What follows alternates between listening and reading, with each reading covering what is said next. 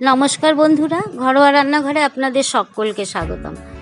আজ বহুদিন পর আমি আবার কিন্তু ঘরোয়া রান্নাঘরে এসেছি। বাড়ি ছিলাম না বলে সেই জন্য আমি আপনাদের সঙ্গে কোনো রেসিপি শেয়ার করতে পারিনি। আজ আমি কাঁঠালের রেসিপি আপনাদের সঙ্গে নিয়ে হাজির। তবে কাঁঠাল কিন্তু প্রচুর পরিমাণে বাজারে উঠেছে, আর রাস্তায় যাদের গাছ আছে তাদের তো এত পরিমাণে কাঁঠাল হয়েছে যেন মাটির ভেতর থেকে কাঁঠাল উঠে আসছে। যাই হোক, আমাদের তো কিনেই খেতে হয়, বাজার থেকে কাঁঠাল কিনে এনেছে। এত কাঁঠাল কে খাবে? এমনিতেও কাঁঠাল একদম পছন্দ করি না খেতে, তা কি করব, সেই কাঁঠাল দিয়ে আমি বড়া বানিয়ে ঠাকুরকে ভোগ লাগিয়েছি। তা চলুন কাঁঠালের বড়া কিভাবে বানাচ্ছি। খেতে কিন্তু তালের বড়ার থেকেও অতি সুস্বাদু। আপনারা রেসিপিটি দেখুন এবং ইচ্ছা করবে আপনাদেরও বানাতে, আর খুবই ইজি রেসিপি।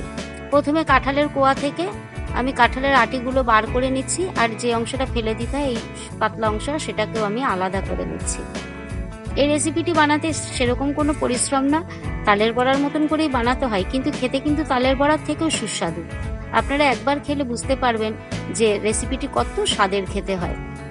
বাচ্চারা যারা কাঁঠাল খায় না, বড়রা যারা কাঁঠাল খায় না, সবাই কিন্তু এই কাঁঠালের রেসিপিটি পছন্দ করবে। তা আমি কাঁঠালের সমস্ত কোয়াগুলো ছাড়িয়ে নিয়ে এর মধ্যে থেকে বীজ বার করে এবারে অল্প অল্প করে পেস্ট বানিয়ে নিচ্ছি। একবারে তো মিক্সিং জারে ধরবে না, তাই অল্প অল্প করে আমি পেস্ট করে নিয়েছি। কাঁঠালগুলোকে বেশ সুন্দর করেই পেস্ট করে নিতে হবে। আর এর জন্য দেওয়ার জন্য আমি নিয়ে নিয়েছি 1 কাপ ময়দা। ময়দাটাকে খুব ভালো করে চেলে নিতে হবে। ময়দাটাকে চেলে নেওয়ার পরে আমি এর ভিতরে দিয়ে দেবো 1/2 কাপ চালের গুঁড়ো। তবে চালের গুঁড়োর বদলে আপনারা কিন্তু সুজি ব্যবহারও করতে পারেন। 1/2 কাপ চালের গুঁড়ো নিয়ে নিয়েছি, এটাকেও একটু চেলে নিতে হবে। এবারে আমি ওখান থেকে কিছুটা কাঁঠালের পাল্প তুলে নিচ্ছি, কারণ কিছুটা আমি রেখে দিচ্ছি একটু জ্যাম বানানোর জন্য। চালের গুঁড়ো আর ময়দাটা কিন্তু অল্প অল্প করে দিতে হবে, যদি প্রয়োজন হয় তাহলে দেবো একটু নুন দিয়ে দিলাম, তাহলে মিষ্টিটা খুব ভালো হবে। আর দিয়ে দিচ্ছি যতটা ময়দা নিয়েছি তার থেকে অল্প একটু কম চিনি নিয়ে নিলাম। 1 কাপ ময়দা ছিল, আমি 1 কাপ থেকে সামান্য একটু কম চিনি এর মধ্যে অ্যাড করেছি। এবারে আমি ভালো করে মেখে নেব। মাখার সময় কিন্তু অল্প অল্প করে চালের গুঁড়ো আর ময়দাটা মেশাবেন, না হলে পরে শক্ত হয়ে গেলে ভেতরে ভালো লাগবে না। একটু নরম নরম হলে পরে কিন্তু ভেতরে স্পঞ্জি হবে, খেতেও কিন্তু খুব টেস্ট হবে। কাঁঠালগুলো আমার এনেছিল কিন্তু খুব মিষ্টি ছিল না, তাই জন্য আমাকে চিনির পরিমাণটা বেশি দিতে হয়েছে। যদি কাঁঠাল বেশি পরিমাণে মিষ্টি হয় তাহলে কিন্তু চিনিটা একটু কম দিলেও চলবে।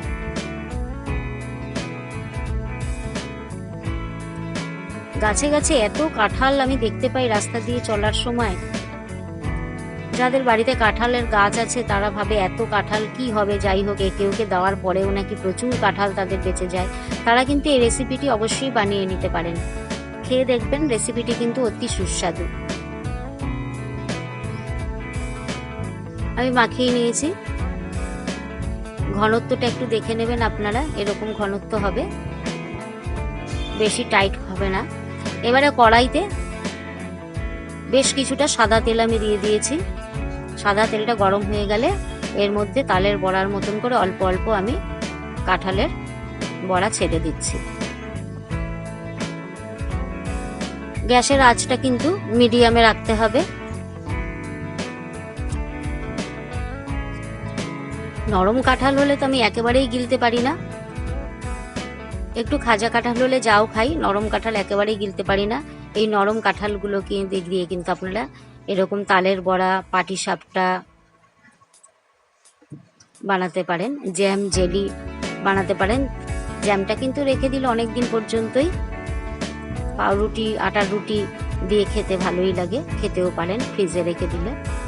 যাই হোক, বড়াগুলোকে আমি অল্প অল্প করে দিয়ে এপিট ওপিট করে ভেজে নিচ্ছি। একটু লাল লাল হওয়া পর্যন্ত আমি এদিক ওদিক করে কিন্তু ঘুরিয়ে দিচ্ছি এগুলোকে।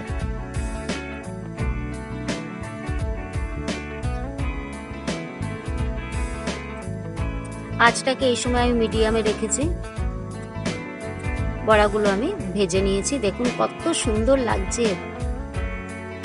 যেমন কালার তেমন ফুলে বেশ টপা টপা হয়েছে, সুন্দর হয়েছে।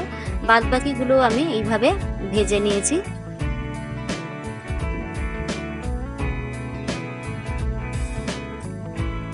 অল্প অল্প করে দিয়ে সুন্দর করে ভেজে নিয়েছি। আপনারা এরকম করে ভেজে অবশ্যই কিন্তু আমাকে কমেন্টসে জানাবেন কেমন রেসিপিটি হয়েছে। আর যারা যারা আমার চ্যানেলে নতুন তাদের কাছে কিন্তু রিকোয়েস্ট রইল আমার চ্যানেলটিকে সাবস্ক্রাইব করবার জন্য। আর রেসিপিটি ভালো লাগলে অবশ্যই কিন্তু বন্ধু বান্ধব আত্মীয় স্বজনের সঙ্গে শেয়ার করতে ভুলবেন না। সাবস্ক্রাইব করবার জন্য রিকোয়েস্ট রইল। কাঁঠালের বড়াগুলো আমি ভেজে নিয়েছি, দেখতে কত সুন্দর লাগছে, খুব সুন্দর কাঁঠালের বড়ার রেসিপি। এইবারে আমি বাদবাকি যে কাঁঠালটা তুলে রেখেছিলাম সেই কাঁঠালের পেস্টটা দিয়ে আমি এখন জ্যাম বানাচ্ছি। পাত্রের মধ্যে আমি দিয়ে 2-4 মিনিট প্রথমে কাঁঠালটা খুব ভালো করে জাল দিয়ে নিয়েছি। তারপরে এখানে আমি দিয়ে দিচ্ছি 1/2 কাপ চিনি। চিনিটা দেওয়ার পর কন্টিনিউ নাড়তে নাড়তে এটার কালার চেঞ্জ হয়ে যাবে, ততক্ষণ পর্যন্ত কিন্তু নাড়তে হবে। জেলিটা বানানোর পরে আপনারা কিন্তু বুঝবেন না এটা কাঁঠালের জেলি হয়েছে। এত টেস্টি খেতে, বাচ্চারাও কিন্তু বুঝবে না এটা কাঁঠালের রেসিপি, অথচ কাঁঠালটাও খাওয়া হয়ে গেল। বেশ খানিকক্ষণ নাড়ার পরে দেখুন কালারটা কিন্তু খুব সুন্দর চলে এসছে। এরকম যখন হবে তখন আমি এটা নামিয়ে নিচ্ছি। এটা ফ্রিজের মধ্যে রেখে মাসখানেকও আপনারা ইউজ করতে পারেন। পাউরুটি, আটার রুটি সবার সঙ্গে খেতেই খুবই ভালো লাগবে। আশা করি রেসিপি দুটো আপনাদের কাছে খুবই ভালো লেগেছে। ভালো লাগলে কিন্তু অবশ্যই একটা সাবস্ক্রাইব করবেন প্লিজ, আর লাইক শেয়ার কিন্তু করতে ভুলবেন না একদম। Thank you.